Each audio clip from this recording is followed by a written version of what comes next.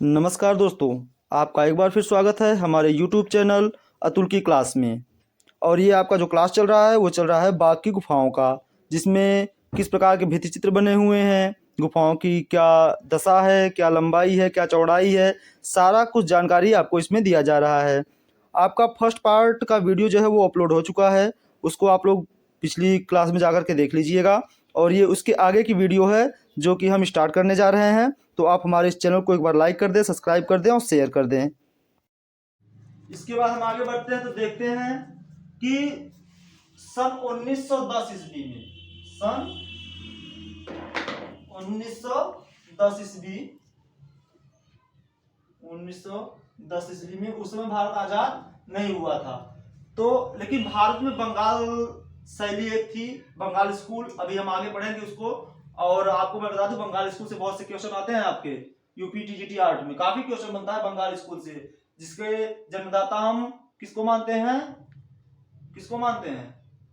अवनी बाबू को, अवनींद्रनाथ टैगोर, अवनी बाबू, अवनी बाबू के नाम से वो प्रसिद्ध है। उसके बाद नव बंगाल शैली आती है, जिसके जन्मदाता कहे जाते हैं मास्टर मोसाय नंदलाल बोस जी। तो आगे हम बढ़ते हैं, देखते हैं। तो 1910 में इसी बंगाल शैली के एक चित्रकार थे असित कुमार हालदार जी। सन 1910 ईस्वी में असित कुमार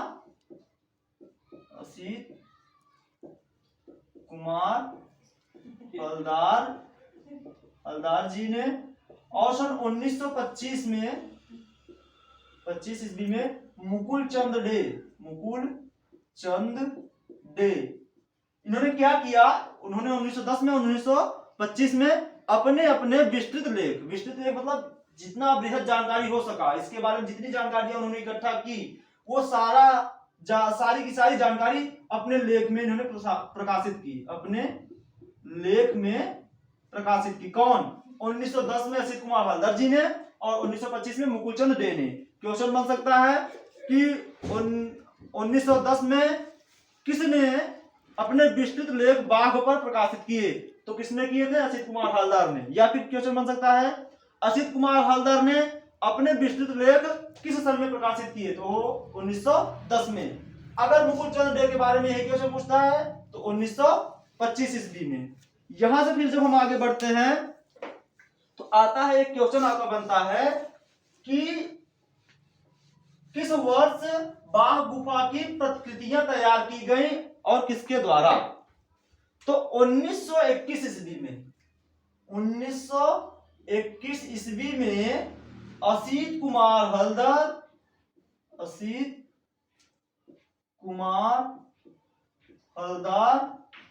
और नंदलाल बोस, जिन्हें हम मास्टर मोसाय के नाम से भी जानते हैं। किसके नाम से? मास्टर मोसाय के नाम से भी जानते हैं। तो सन 1921 में इन दोनों के द्वारा इसकी प्रतिकृतियां तैयार की गई। क्या तैयार की गई? प्रतिकृतियां या प्रतिलिपियां तैयार की गई। किसकी? बाघ की। किसके द्वारा?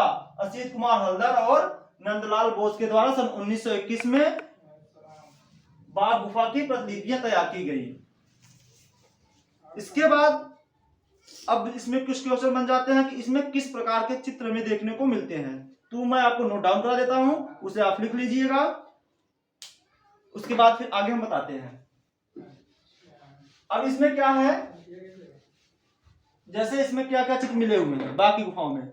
शोकाकुल स्त्री लिख लीजिएगा आप लोग, नोट डाउन कर लीजिएगा। शोकाकुल स्त्री, क्योंकि इसी से क्वेश्चन बनते हैं कि शोकाकुल स्त्री के चित्र कहां मिले हुए हैं। नीले रंग के कबूतरों की जोड़ी, नीले रंग के कबूतरों की जोड़ी। उसके बाद 4 गहरे वर्ण के आभूषणधारी पुरुष, 4 गहरे वर्ण के आभूषणधारी पुरुष की वार्ता ये सब चित्र प्राप्त हुए हैं, ये सब चित्र प्राप्त हुए हैं बाघ गुफा से। 17 घुड़सवारों का दृश्य, सोचिए 17 घुड़सवारों का दृश्य, 17 घुड़सवारों का दृश्य, 17 घुड़सवारों का दृश्य, हाथी का विश्राम, हाथी का विश्राम। अब ये मत सोचिएगा कि मैं ये लिखा रहा हूं, मैं ये इसलिए लिखा रहा हूं कि इससे क्वेश्चन ऐसे बन सकता है, हाथी का विश्राम कहां से प्राप्त हुआ है, तो कैसे आप बताएंगे? जब आपको याद रहेगा, आपने लिखा रहेगा, आपने पढ़ लिया होगा, तभी आप बता पाएंगे ना कि हाथी का विश्राम हमें बाघ गुफा से प्राप्त हुआ है। इसलिए आप इसको लिख लीजिए। एक केले का वृक्ष जिसके नीचे बौद्ध ने अपने शिष्यों को उपदेश दिया। एक केले का वृक्ष जिसके नीचे बौद्ध ने अपने शिष्यों को उपदेश दिया। इसके बाद अगला क्वेश्चन बनता है कि बाघ गुफा किसके समकालीन या किससे मिलती जुलती चित्रकारी है? तो बाघ गुफा जो आपकी है वो अजंता की चित्रकारी के समान है, क्योंकि आपकी जो अजंता की चित्रकारी की गई है, किसकी? अजंता की जो चित्रकारी है वो टेम्परा माध्यम में, किसमें है? टेम्परा माध्यम में। और आपकी जो बाघ की गुफा में चित्रकारी की गई है वो भी टेम्परा माध्यम में की गई है। इसलिए ये जो आपकी बाघ की गुफा है ये अजंता गुफा के सदृश दिखाई पड़ती है, समान दिखाई पड़ती है। इसमें ब्लू रंग का प्रयोग किया गया। किसका प्रयोग किया गया है? ब्लू रंग का प्रयोग किया गया है। तो इसके बाद कुछ क्वेश्चन और बनता है, वो हम आगे चलते हैं, देखते हैं। इसके बाद एक क्वेश्चन बन जाता है कि बाघ की गुफा की लंबाई क्या है? बाघ की गुफा की लंबाई क्या है? तो बाघ की गुफा की लंबाई 750 फीट है, ये आप याद रखिएगा। बाघ की गुफा की लंबाई कितनी है? 750 फीट है। और इसकी समुद्र तल से ऊंचाई, इसकी समुद्र तल से ऊंचाई आपकी कितनी है? 850 फीट। 850 फीट ये आपकी है लंबाई। ये क्या है आपकी? लंबाई। और ये है समुद्र तल से ऊंचाई, समुद्र तल से ऊंचाई किसकी? बाघ गुफा की।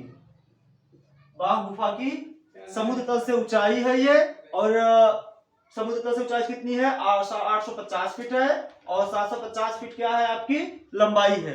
इसके बाद आपका क्वेश्चन बन जाता है कि बाघ की पहली गुफा का क्षेत्रफल कितना है?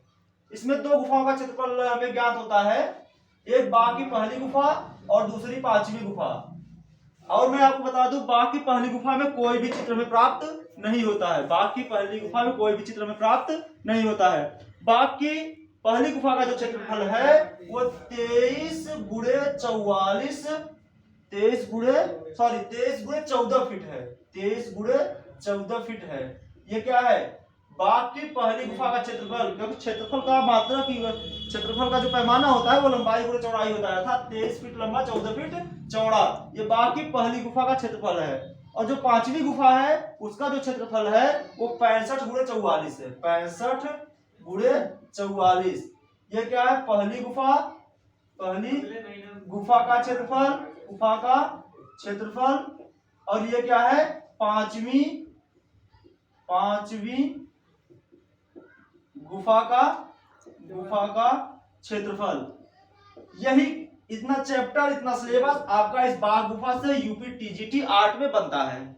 आपका बाघ गुफा का ये सिलेबस टीजीटी 8 का यहाँ पे समाप्त होता है। इसके बाद जो आपका अगला क्लास कराया जाएगा उसमें बाघ गुफा से संबंधित जितने क्वेश्चन आए हुए हैं वो एक ही क्लास में करा दिया जाएगा, एक क्लास से ज्यादा उसमें नहीं लिया जाएगा। तो आप बाघ गुफा में मैंने जितना पढ़ाया है उसे पूरा पढ़ लीजिएगा। इसके बाद जो महत्वपूर्ण क्वेश्चन है उसका मैं प्रश्न उत्तर आपको लेकर के आ रहा हूं अगले क्लास में। तो आप हमारे साथ हमारे चैनल पर लगातार बने रहें, बेल आइकन बटन दबा दें जिससे नोटिफिकेशन मिलता रहे। इसी के साथ मैं अपनी वाणी को विराम देता हूं। आपसे एक बार फिर से आग्रह करता हूं, आप हमारे चैनल को एक बार लाइक कर दें, सब्सक्राइब कर दें और ज्यादा से ज्यादा शेयर कर दें। जय हिंद।